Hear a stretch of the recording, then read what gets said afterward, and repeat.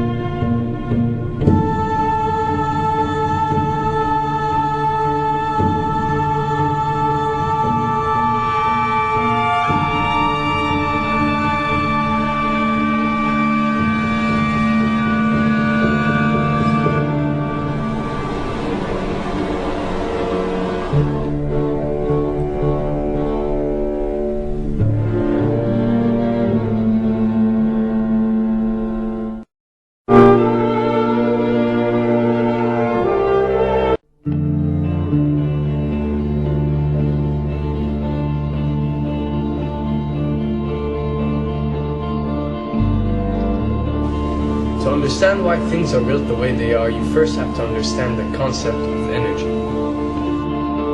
Several architectural monuments are designed for the specific reason of channeling energy. But none of that can be done without you, because the types of actions and rituals that take place within or beneath these monuments decide the type of energy being channeled. And just like everything on Earth, this can be used for positive or negative.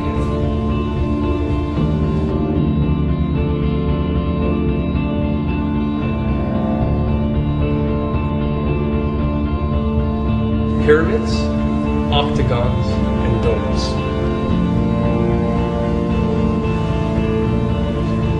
These designs are the most powerful and efficient at channeling energy.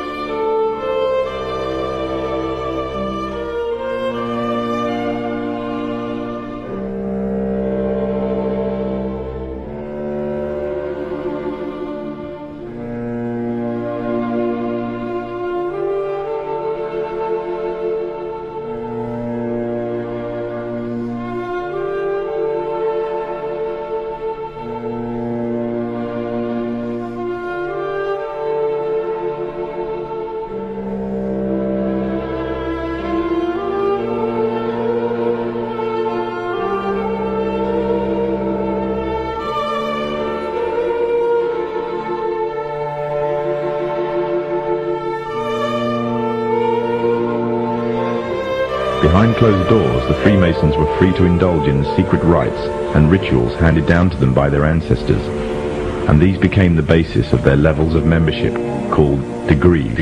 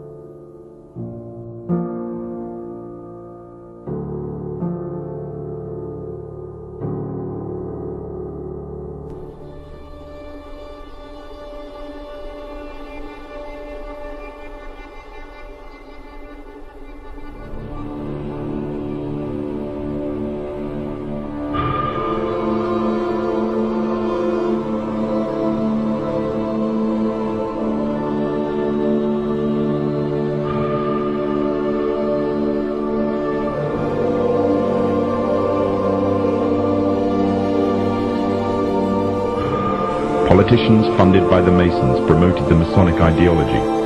The secret lodges of the Masons were open to members of the French army. High-ranking officers and generals were indoctrinated to the Freemasons' way of thinking. With the people, the politicians, and the military of France under Masonic control, the Masons could finally strike. Freemasonry has worked in a hidden but constant manner to prepare the revolution. We are then in complete agreement that Freemasonry was the only author of the revolution, and the applause which I receive from the left, and to which I am little accustomed, proves, gentlemen, that you acknowledge with me that it was Masonry which made the French Revolution.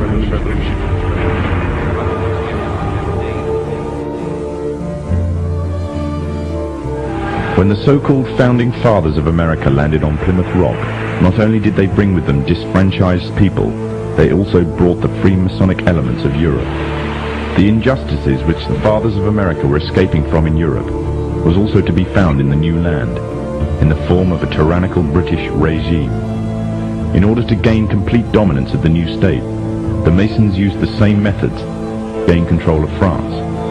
Although the British monarchy was run by the Masons, the American War of Independence was a necessary action, and the people involved in the war were expendable for the Masons to fulfill their dream. Emotions of the people were manipulated into anger, and just like France, anger turned into war. This time, however, previous mistakes would not be repeated. The near defeat the Masons faced against Napoleon and his army in Europe taught the Masons a lesson.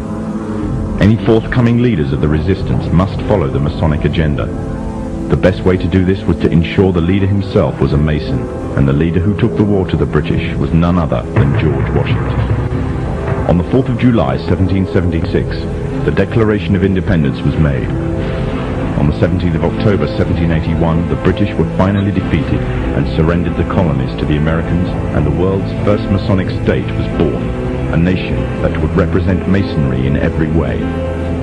A sign of the Masonic presence in America is plainly visible on the dollar bill, which carries a picture of George Washington, the first Freemasonic president in the world, and a picture of the Freemasonic symbol of the so-called all-seeing one eye.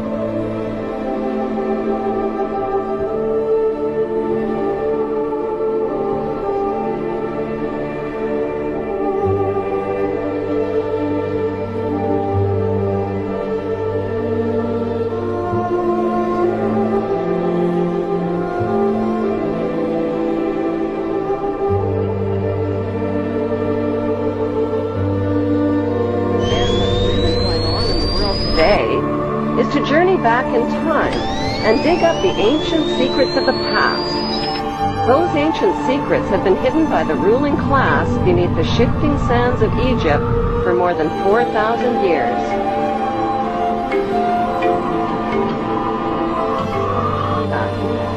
The ancient Egyptians kept detailed records of their culture and history in tombs, in temples, and on pottery.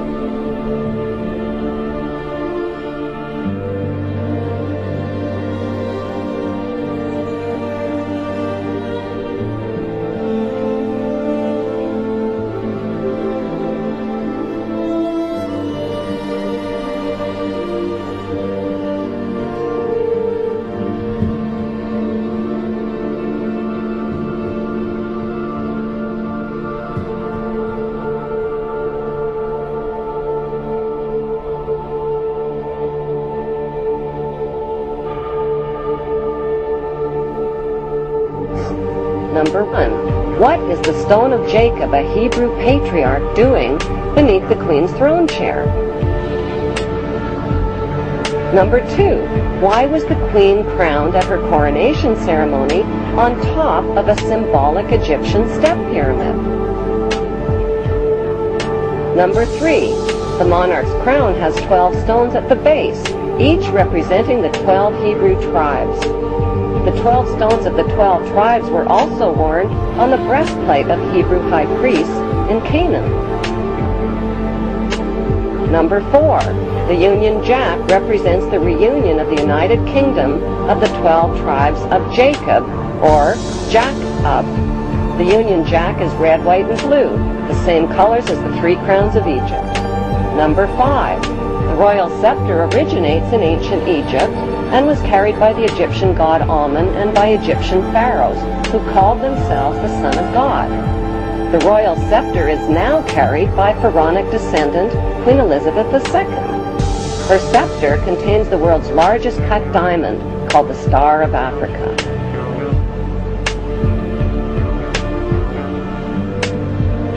Number 6. The queen's punishing flail or whip is partially hidden under her arm. The flail or whip also originates with the pharaohs of ancient Egypt. Number 7. The symbol of the bee can be found within the queen's royal wardrobe. In ancient Egypt, bees were the symbol of Egyptian royalty, as well as the symbol of Egypt. Number 8.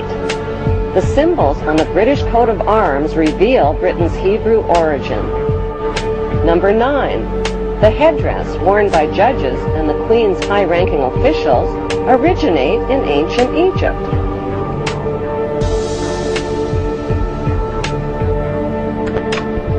Number 10. Kilts like the one worn by Prince Charles originate with the Egyptian pharaohs who wore white kilts. God save Queen Elizabeth. Long live Queen Elizabeth. May the Queen live forever. Number 15. Incest was practiced by ancient Egyptian royalty. Mothers married sons and brothers married sisters to keep the power and the money all in the family.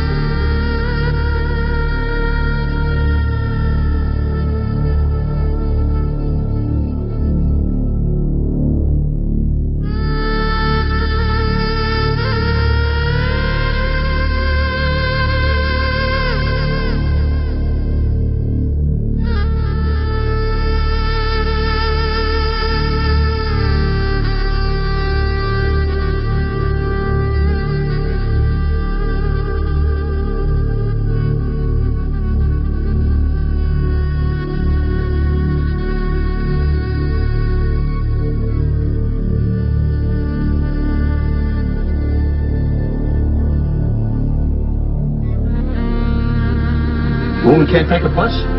No. Theoretically, yes, but she's used to my car. All right, let's bet. I go a quarter. Who's in?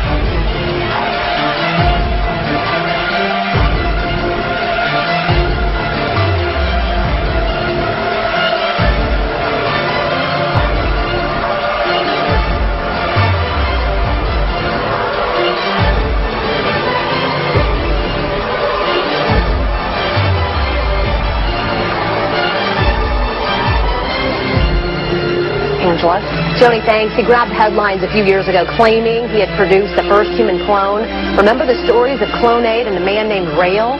Two Indian filmmakers will premiere a documentary tonight about the man and the Raelian Revolution. Abdullah Hashim and Joseph McGowan join us this morning to tell us why and how they got inside this so-called sex cult. Thanks, you guys, for coming in.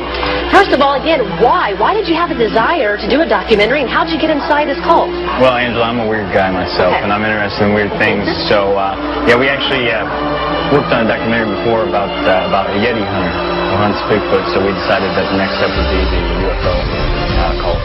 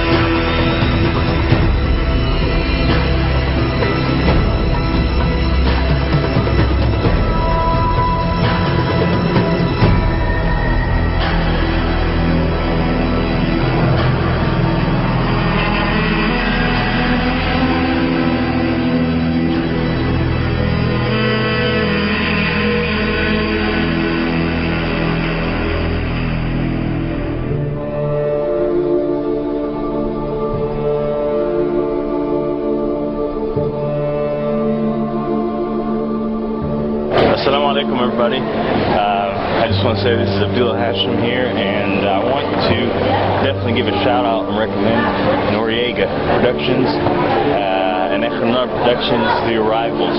The Arrivals is a piece that's really going to delve into some things that even I didn't even put in my series. And it's really going to pick up a lot on where I left off, and it's going to continue with it. These guys are great. They got a good heart, and I vouch for them 110%. Any information you get from these guys is going to be some hot stuff. And I really look forward to you guys spreading the word on the internet, getting Noriega Productions out there, and start making your own series. Do something. Thanks a lot, and assalamu alaikum.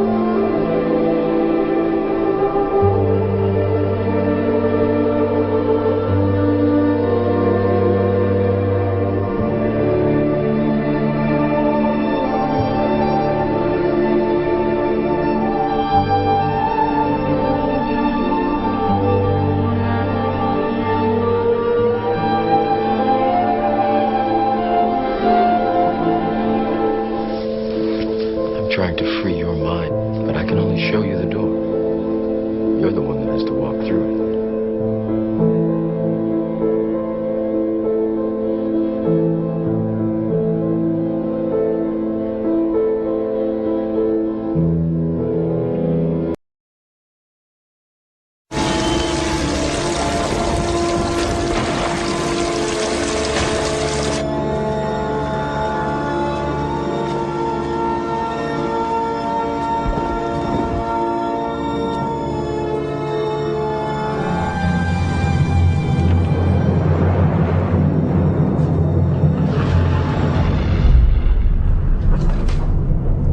At last.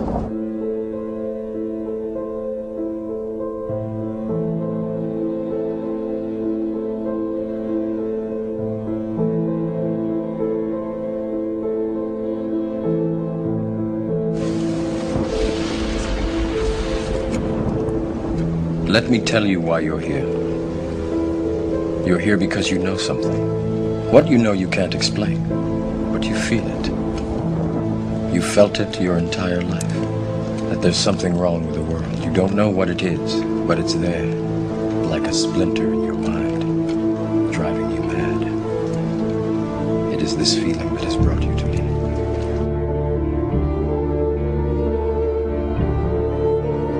It is all around us, even now in this very room. You can see it when you look out your window, or when you turn on your television. You can feel it when you go to work, when you go to church, when you pay your taxes. It is the world that has been pulled over your eyes to blind you from the truth. What truth? That you are a slave, Neo. Like everyone else, you were born into bondage, born into a prison that you cannot smell or taste or touch.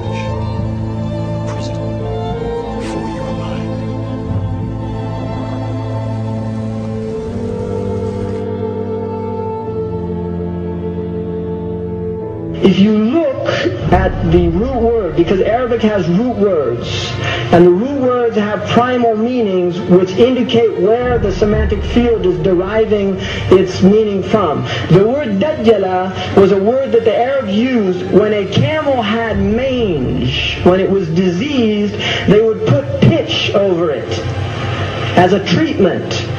They would put pitch, and they used that word yudajjilu. They would put this pitch over the camel so you didn't see the disease of the camel. Outwardly, the camel would look good because it's been pitched over. You got that idea? This is the Dajjal is he pitches over the sickness and the disease and makes diseases look good. So the idea of the Dajjal is that the Dajjal will come and tell people in the same way that Isa a.s. told them that the next world is what you should work for, the Dajjal would tell them this world is what you should work for. In the same way that Isa a.s. told them that dunya is gharur, it's a delusion and it will delude you. The Dajjal will tell them the next world is a delusion. You see, like the beer commercial, you only live once, so get all the gusto you can. Right? That's a Budweiser. You only live once. You only go around once. So get all the gusto you can. This is the message of this age. It's a message of deep materialism. It is a message telling people they will be happy through buying things. Buy more and be happy. This is a slogan. Be happy. Don't worry, be happy. Right? The smiley face. And on the back of the dollar bill, there's a seal on this side. It's called the Great Seal of the United States. That's what it's called. It's their seal. Now behind the seal, this is actually what is behind the Great Seal of the United States, is a pyramid with one eye. Now, the one eye is the sun god, Ray, which is where we get the word ray, sun rays. It is the sun god, same Mithraic character, and he shows up again and again. This is the Masonic god of the ray. If you look, you'll see the pyramid is built except for the top. It's built except for the top. The eye is suspended above the top. It hasn't come down yet. Because they believe until they finished the Masonic project, which is the what they say on the bottom, Novus Ordo Seclorum, and then Annuetta Chaptis, he is pleased with our project. In other words, the God they believe in is pleased with our project. What is the project? This is the question. What is the project that this God is pleased with? The project is literally the secularization of the world. To completely strip the world from religious beliefs. This is the project, and that is why it is called Novus Ordo Seclorum, a new secular or worldly order. If you translate that into Arabic, it would be a Nizam al-Alami ad-Dunyawi, not al-Jadid. It would be ad-Dunyawi, the new temporal order, the new order of the world.